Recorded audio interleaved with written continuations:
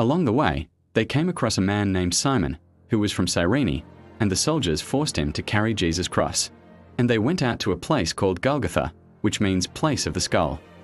The soldiers gave Jesus wine mixed with bitter gall, but when he had tasted it, he refused to drink it. After they had nailed him to the cross, the soldiers gambled for his clothes by throwing dice. Then they sat around and kept guard as he hung there. A sign was fastened above Jesus' head, announcing the charge against him. It read, "This is Jesus, the King of the Jews." 2 revolutionaries were crucified with him, one on his right and one on his left. The people passing by shouted abuse, shaking their heads in mockery. "Look at you now," they yelled at him. "You said you were going to destroy the temple and rebuild it in 3 days. Well then, if you are the Son of God, save yourself and come down from the cross." The leading priests, the teachers of religious law, and the elders also mocked Jesus. "He saved others," they scoffed, "but he can't save himself. So he is the King of Israel, is he? Let him come down from the cross right now, and we will believe in him. He trusted God, so let God rescue him now if he wants him. For he said, 'I am the Son of God.'" Even the revolutionaries who were crucified with him ridiculed him in the same way. At noon, darkness fell across the whole land until 3 o'clock. At about 3 o'clock, Jesus called out with a loud voice, "Eli, Eli, lema sabachthani," which means, my God, why have you abandoned me?" Some of the bystanders misunderstood and thought he was calling for the prophet Elijah.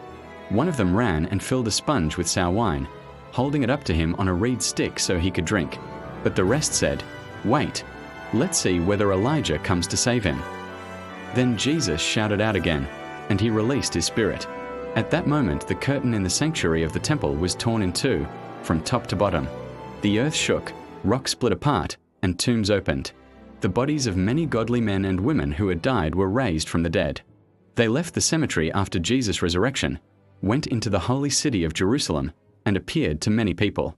The Roman officer and the other soldiers at the crucifixion were terrified by the earthquake and all that had happened. They said, "This man truly was the Son of God." And many women who had come from Galilee with Jesus to care for him were watching from a distance.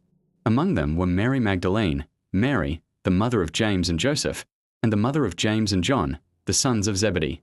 As evening approached, Joseph, a rich man from Arimathea who had become a follower of Jesus, went to Pilate and asked for Jesus' body. And Pilate issued an order to release it to him. Joseph took the body and wrapped it in a long sheet of clean linen cloth.